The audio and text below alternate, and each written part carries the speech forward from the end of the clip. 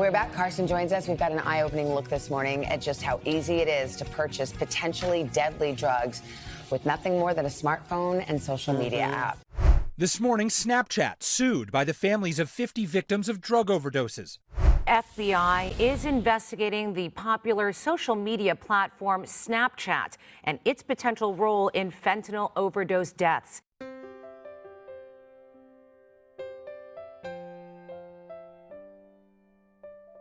From social media to gaming and texting, teens spend an average of 8.5 hours on screens every day. That's the equivalent to a 40-hour work week. Many parents question how on earth can they stay on top of the ever-shifting tech trends, all while ensuring their children stay safe. Social media is a proverbial grocery store of everything under the sun, and they never check ID to see if you're old enough to purchase this, from vapes to, edibles to marijuana to alcohol. Today's guest on Grieving Out Loud is Chris Didier, an Air Force veteran who was recently invited to the White House and the State of the Union address. But these prestigious invitations weren't in recognition of his military service, but instead his impactful advocacy work that unfolded after he faced what too many parents like me have had to deal with. And at first I thought, oh my gosh, kid, he's wearing his pajamas. He fell asleep at his computer desk playing Minecraft or something like that. But when I got within a few feet to check on him, I sensed a void that still haunts me every day. Welcome to Grieving Out Loud. I'm your host, Angela Kennecke. I hope you find today's episode informative on one of the biggest crises facing our nation, the fentanyl epidemic. Well, Chris, welcome to Grieving Out Loud. I had a chance to interact with you very briefly in Washington, D.C. over International Overdose Awareness Day when we were all invited to a meeting at the White House. I didn't get a chance to really get to know you there, but I'm so glad that we're able to reconnect here on the podcast. Me too. I'm grateful for the opportunity to meet a lot of families and hear a lot of their stories. And I'm profoundly sorry for your loss. I'm impressed and I'm grateful for your work and your awareness. I think your efforts are nothing short than heroic to do that. Oh, well, thank you so much. And ditto. I mean, you're doing a lot of work too. So I think it takes all of us, right? It takes everybody and joining hands with one another. And I've joined hands with both Chris and his son, Zach's mom, Laura. I sat down with Laura during a previous podcast episode, and you can find the link in the show notes for episode 73, titled 17-Year-Old Makes a Fatal Mistake via Snapchat. Tell me a little bit about your son. And it was just such an awful, horrible thing that happened with Zach. Well, Zach was a little younger than Emily. I think your daughter was 21, if I remember right. He's a senior in high school at Whitney High School here in Rockland, California. He is the youngest of 3 children and absolutely is a beautiful soul. He was successful in all aspects of schooling. He was a bona fide straight A student, getting A's in every class. He was enrolled in every AP class he was allowed to take. But on top of that, he was a recognized and respected multi-sport athlete. He loved soccer. He was one of our key players. It filled my heart with pride to see him outpace the other guys and use his skills to do well. His other sport was track and field, and his main event was hurdling. Every track meet Zach had participated in, he bested his own time. He was very active in Scouts, almost finished with his Eagle project to earn the rank of Eagle, and he was the lead role in a high school musical called High School Musical. So a brilliant kid who just was doing well, firing on all 8 cylinders. We were all excited to see what would be the next amazing chapter in his life, and unfortunately we never got to see that part. Right.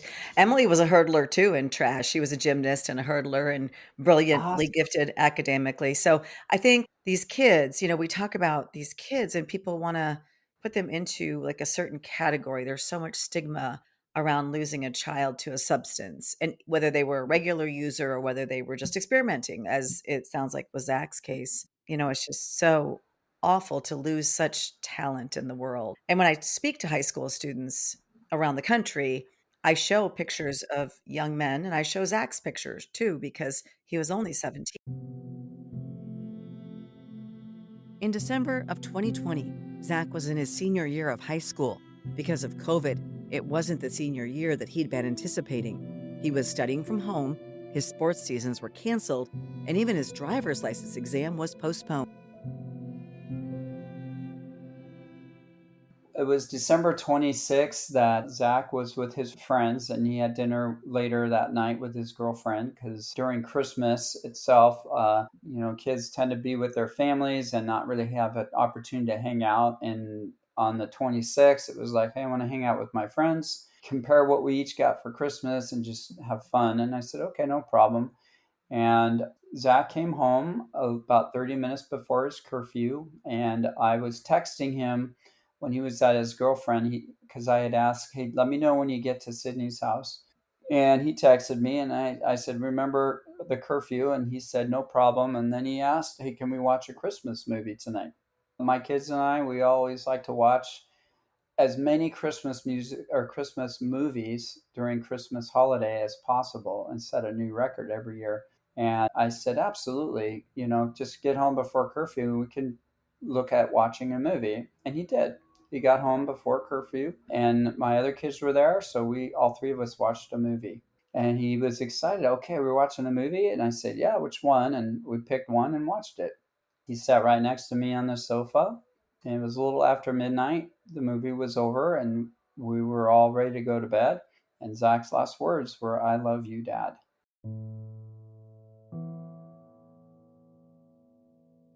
The next morning, Chris noticed his son was sleeping in more than usual. He decided to check on him, but the sight that awaited him is now forever etched in his memory. And I opened Zach's door and found him appearing to be asleep at his computer desk. He had his head resting peacefully on his left arm, and his right hand was near his mouse, and his computer was still on.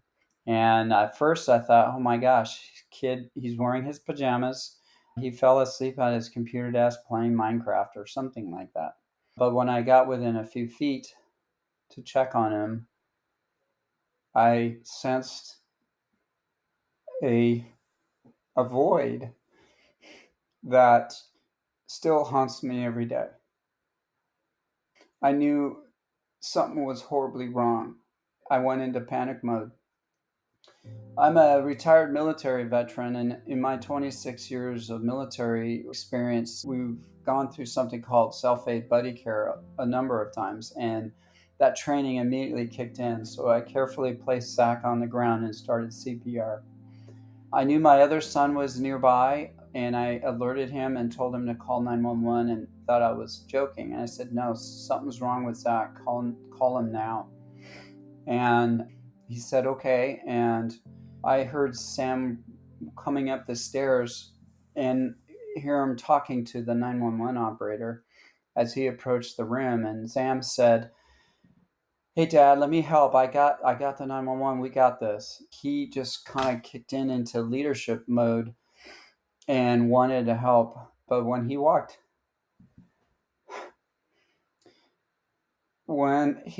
in Zach's room and witnessed me doing CPR and seeing his brother lifeless, I saw Sam go into shock mode, and he didn't know what to do. He was paralyzed. I directed Sam to put the phone down. As a parent, losing a child, as you know, is at the top of any parent's grief hierarchy. There's no greater pain. But when you witness your other children suffer and you can't do anything to protect them from that, it adds a layer of intensity to that. And I struggle every day with that.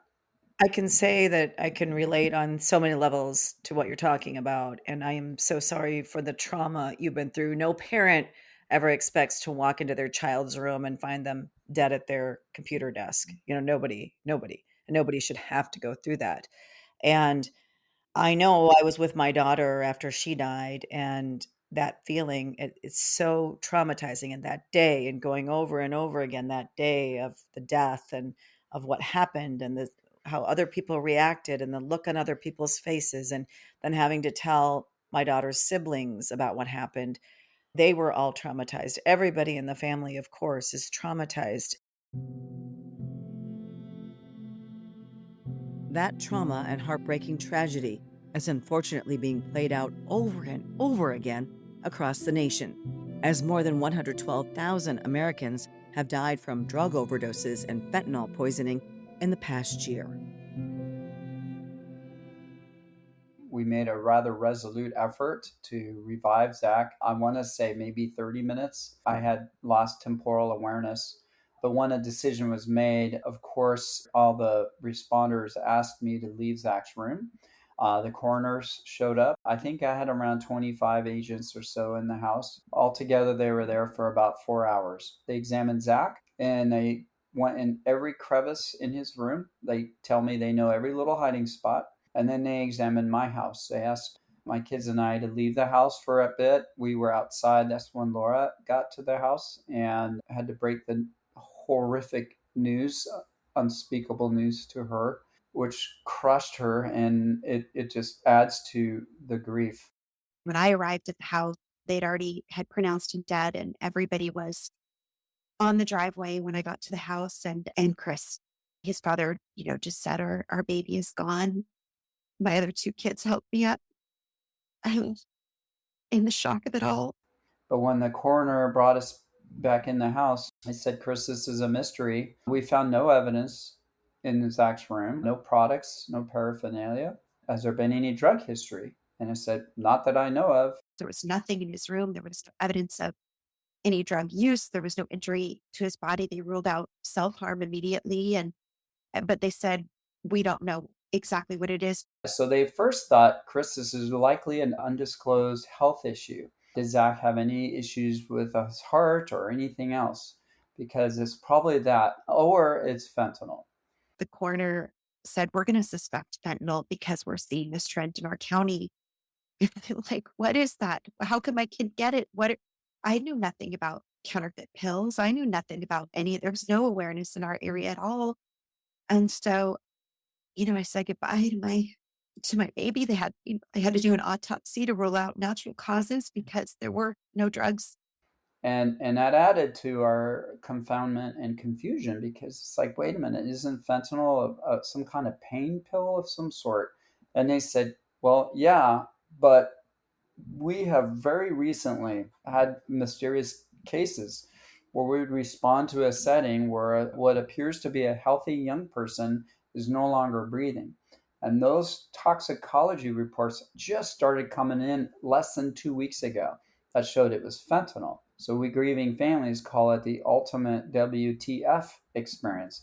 What's this fentanyl you're talking to me about? Why? Where does this come from?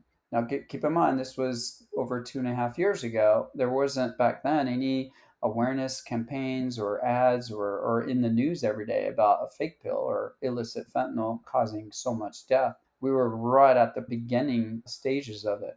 So at first I thought, gosh, did Zach have a heart issue? But when it finally came to the surface and we were finally able to have conversations with the friend he was with and some of the other soccer teams, they were saying something about a pill, but there was very little they were able to share. And that's what made us wonder, maybe there was somehow it is fentanyl. And our biggest break was from his girlfriend, who shared that she and Zach shared the same passcode, and we got access to his phone.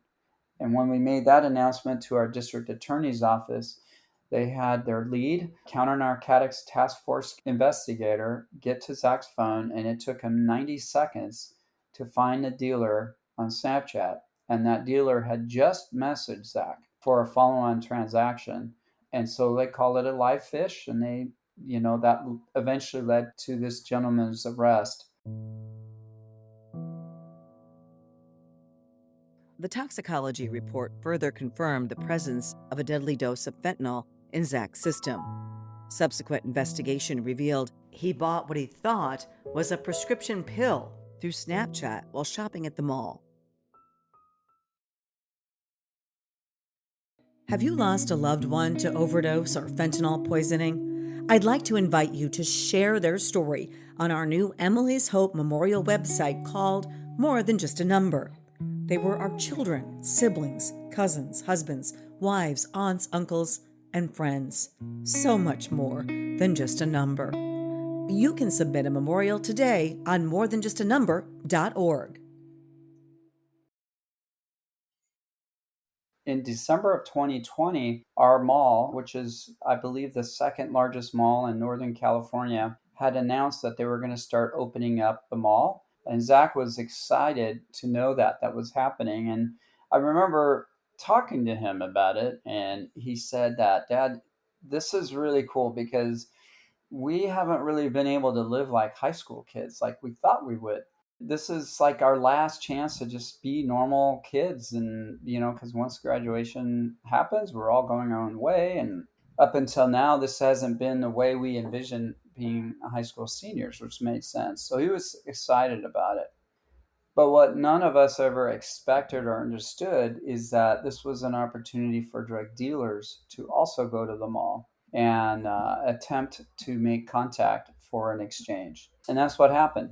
Zach was at our mall with his friends. They were all connecting through Snapchat because there's a geo tag type of mapping feature where you can see your friends when they leave their house and get to the mall. If they're in Macy's or if they're at the food court or wherever, you can kind of track each other down and just hang out. Well, the drug dealers are also doing that. And what we learned is the dealer was there advertising. What we understood is he put a short video and geotagged it to that area in the mall where everyone in the mall would see it. Everyone on Snapchat, that is. It was a short video saying, here's what I've got today. I've got all these products, paraphernalia. It's all legit. It's all safe. I've got you. Come hit me up. Later that day, the dealer approached Zach and his friend. It was caught on surveillance video. And the interaction lasted less than a minute. And Zach and his friend purchased what they were told was a Percocet pill. That's what led up to Zach coming across the path of what we call a fake pill.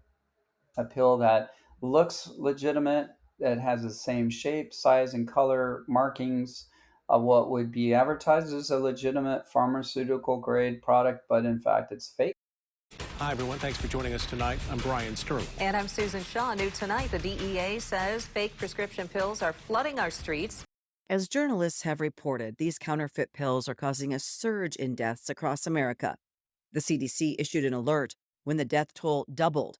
DEA lab tests also revealed that a staggering 7 out of 10 seized pills contain a deadly dose of fentanyl. But when Zach died in 2020, very few people even knew about the danger. Everyone was shocked and everyone was asking, what is a fake pill? Why would a fake pill be made? Why would dealers do that? I believe that children are very comfortable taking pills. We really live in a pill society where there's a pill for everything. And if they think they're getting the real thing, they don't know that all of the pills that they would buy on Snapchat or wherever are fake. That's exactly right. Pills are far more common today than they were when I was in middle school and in high school. A lot of these teens see their friends take prescription pills, their cousins, their siblings. Our dog Jake has prescriptions for seizure management.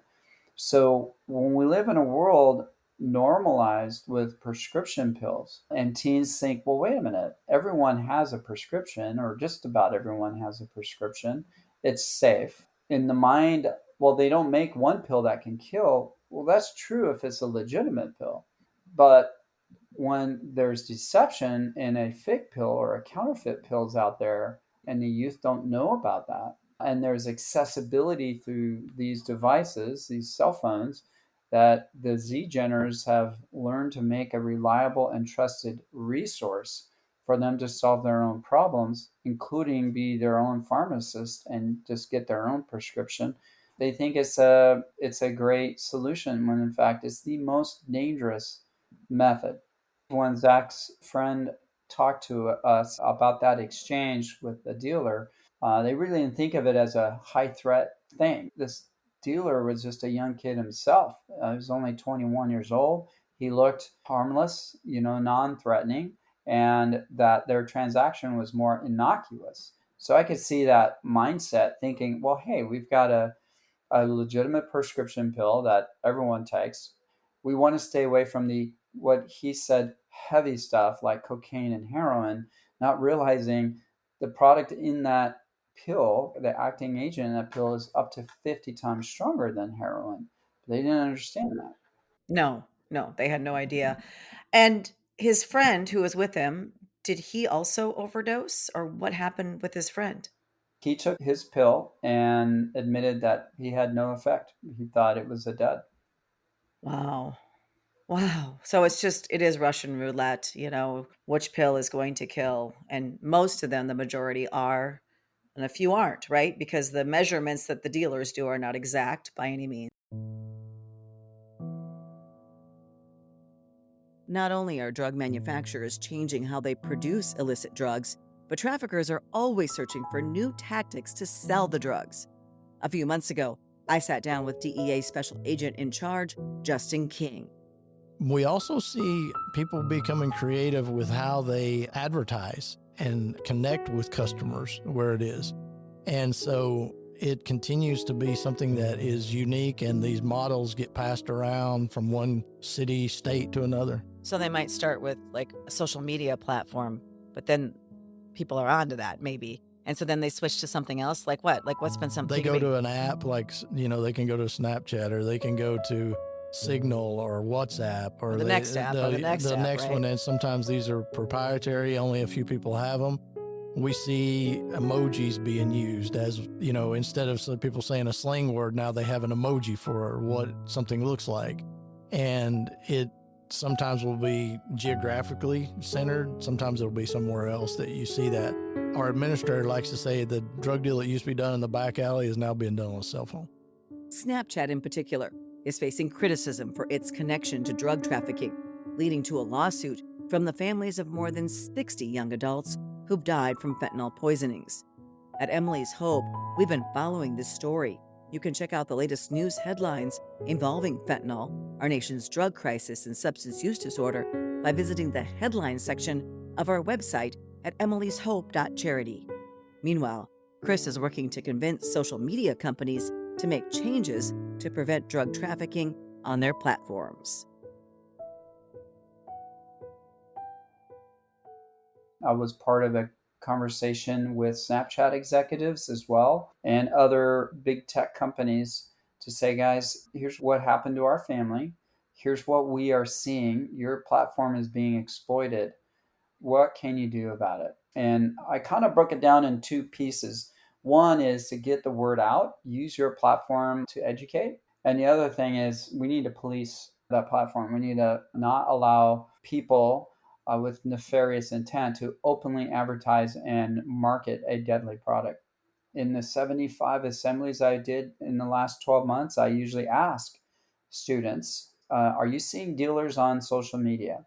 What's your favorite, most common social media app? Are you seeing menus? Are you seeing ads about the dangers of a fake pill?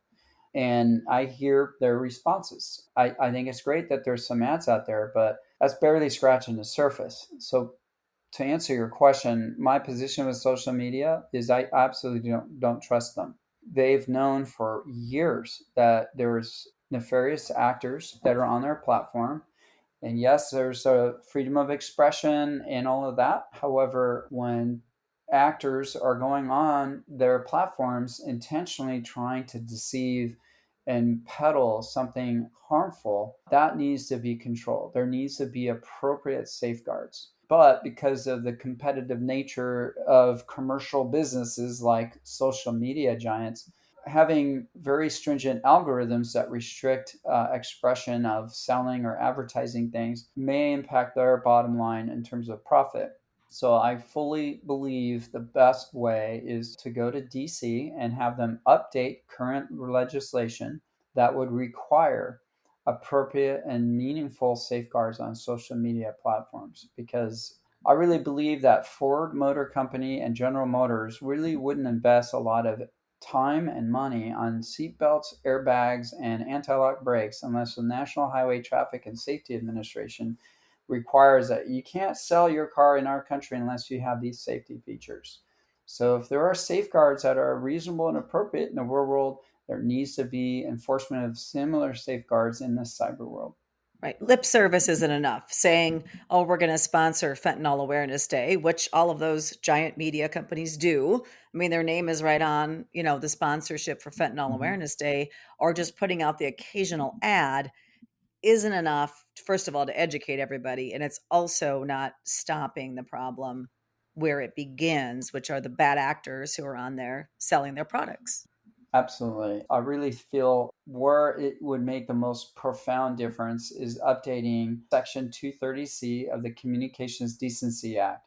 That statute was codified into law in 1996 when the internet was just starting out, way before Facebook ever came into existence, and certainly decades before Snapchat came about. It's woefully out of date. And if you go to social media and just ask on social media, hey, I need prescription pills, or I need heroin or cocaine or whatnot, you're going to be able to connect with a dealer, and it's too easy. So we need to have safeguards that require social media, one, to retain records of transactions for at least a year, in my humble opinion, and to respond to subpoenas for drug-related death for the purposes of an investigation, and then also to implement meaningful and measurable improvement with their algorithms to police their site. And it needs to be something that, it's one thing to tell a restaurant, hey, you can't store meat on the counter overnight. You actually have to go inspect it, that their meat is in a refrigerator, and they have a log of the temperatures of how they stored that produce or that meat in their refrigerator. So social media needs to be subject of having inspections from a third party or outside agency to show that, yes, here's our algorithms and here's how we're policing our site. Do you feel that when we met in Washington, D.C. over International Overdose Awareness Day, and we met with some top officials with the CDC, with the Office of National Drug Control Policy, we, heard from some top officials. Do you feel like that makes any difference at all in this battle that we're waging to end these fentanyl and other overdose deaths? I absolutely do. Although I look at it as a small little rudder attached to a huge ship. You can make that rudder move, but that ship's not going to change direction right away. It takes time. But I've been engaged with, as just like you, with the director of ONDCP, as well as CDC Director Mandy Cohen. I'm fortunate, that's like you, grateful to have had some conversations about this with the second gentleman, Doug Emhoff. Last week, I had the privilege to meet with the U.S. Attorney General, Merrick Garland, and I'm in talks with them this week to continue these conversations. And just before this podcast, I was talking to my Congressman, Kevin Kayli, about this. And they need to understand this is a much bigger problem than the drug problem of the past. This is so much more intense and more severe. Yeah, it bothers me because there's so many things politicians waste their time on, right? Like issues that aren't even issues. And here we have something that's killing our young people at unprecedented rates. And nobody is doing enough, in my opinion. What's being done today, there's some stuff being done, but it's not enough. And it's also multifaceted. There's not just one simple, easy solution. Yes, we need to police our borders. Yes, we need to cut off, the cartels and all of the money that feeds into that, right? And we need to regulate social media, and we need to educate our children at a very young age about the dangers of taking something from anybody. So I think that all of those things combined, but we need to do it at a much higher level than what we're doing. At Emily's Hope, we've developed a substance use prevention curriculum to educate students about the risks of substance use while empowering them to make healthy choices by focusing on age-appropriate, evidence-based content We hope to foster open communication between children, parents, and educators. For more details about the curriculum, visit emilyshope.edu.org. You'll also find a link in the show notes of this podcast. Listeners, I want to take a moment to recommend Sagely Speaking with Mary Bono, a podcast that offers insightful conversations on a range of important topics. Mary, a former congresswoman and my guest on Grieving Out Loud, hosts this thought-provoking show. It features expert interviews on social issues, politics, and personal development. Join the enlightening discussions on Sagely Speaking with Mary Bono, available on your favorite podcast platform. How have you coped with your grief, and what has helped most? Because one thing I want to point out to you is that we have a very large national audience for this podcast, and many people have just lost someone, especially to overdose or fentanyl poisoning, within the last few months or the last year. What can you tell me that you've learned about grief or from grief? That's a really good question. I believe that grief is a unique journey for every one of us. We all grieve differently, and that's okay. I've learned that there's no timeline and there's no right order on grief. It's a unique thing. I've learned that even though you may be surrounded by family and friends, you really do feel alone. I think it was Anna Quinlan who spoke it well in a book called Option B, written by Sheryl Sandberg, saying, "Grief is like a whisper to the world, yet a clamor within." Because people who surround you, your friends and your family who want to show you love and support, tend to want to stay away from the topic of what happened, such as, "I'm sorry that Zach died. I'm sorry that you saw something about Zach's friend getting into college, and now that's a trigger for you." They tend to want to avoid it in fear of unintentionally bringing up that loss. But what the world needs to understand is, for those who aren't in the club that you and I are in, is that no one's reminding us of that loss. It's always there. And the first thing I think of when I wake up in the morning is the loss of my son. And it's the last thing I think of every night before I fall asleep with my head on my pillow. It's always there. It's like a clamor within. It's like a noise that's constantly going. So how to cope with it? I cope with it very differently now than the first few weeks. I figured how to survive those first few weeks. It was not easy. Would never wish this on anyone to ever go through. But for me, what I found is therapy is an excellent resource. Therapy with a professional healthcare advisor. But right now, I'm feeling like I'm throwing myself into the advocacy world. And as a military, as a tactician, I kind of compartmentalize things. And I've formed the belief that the overall strategic goal is to get the message out to that teenager with the cell phone in their hand to say, "Hey guys, the landscape is not the same as it was for your parents. And it's so unfair right now. The landscape is more like a minefield. And so here's the danger. Here's the deception that goes along with this danger. So how do we get that message to the kids?" Those are kind of my goals. And when I find an opportunity to advocate, whether I'm talking to someone in DC or when I go to the schools. Personally, I found the biggest reward and fulfillment when I get to the schools and talk to students. And when we connect with these kids, it's the part that fills my bucket. It's enhancing our son's legacy to want to help other people, because I feel like when I look in their eyes, their sincere gestures of gratitude and appreciation is strongly felt. And I feel like those connections are incredibly meaningful. And although it's hard to talk about what happened, just like it was a few minutes ago on this podcast, I feel energized and I feel like this is good. And I'm seeing signs from Zach when I do these, whether it's a form of a Snoopy or Woodstock or Air Force One shoes. I see it more.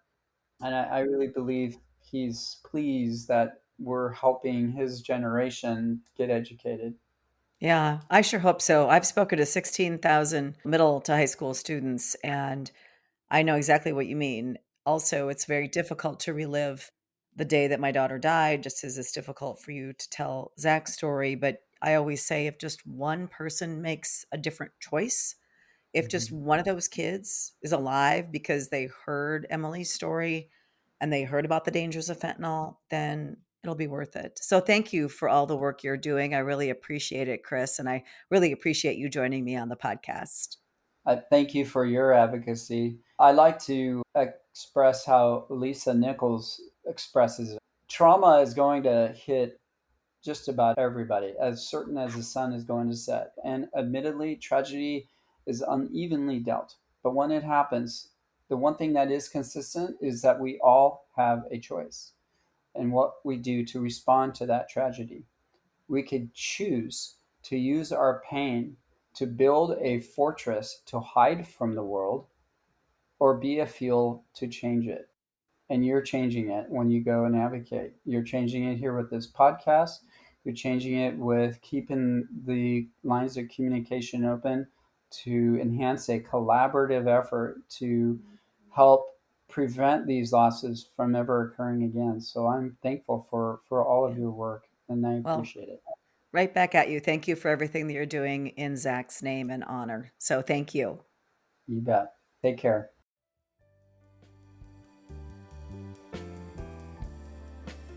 And thank you for tuning into this episode. If you found it helpful, please consider leaving a positive review and, of course, sharing it with your friends and family. Your support truly does help our mission of raising awareness, breaking down the stigma surrounding substance use disorder, and ensuring more people get the help they need. Join us next week for a conversation with a remarkable woman who went through the unimaginable, losing her son to fentanyl almost a decade ago when hardly anyone even knew about this dangerous drug. We're losing a generation, 300 and some people, and it's like no one cares. I don't understand why it's not an emergency. Lori Badura, who's been invited to the State of the Union and the White House 3 times to talk about America's fentanyl crisis, isn't satisfied with the response. She'll share what she thinks needs to happen. And get this, she's now certified to guide others through the tough journey of grief. She shares real-life tips on how to navigate that process in a way that allows you to grow stronger, even in the face of heartbreak. That's all happening next week on Grieving Out Loud. Thanks again for spending your valuable time with us. Until next time, wishing you faith, hope, and courage. This podcast is produced by Casey Wonnenberg King and Anna Fye.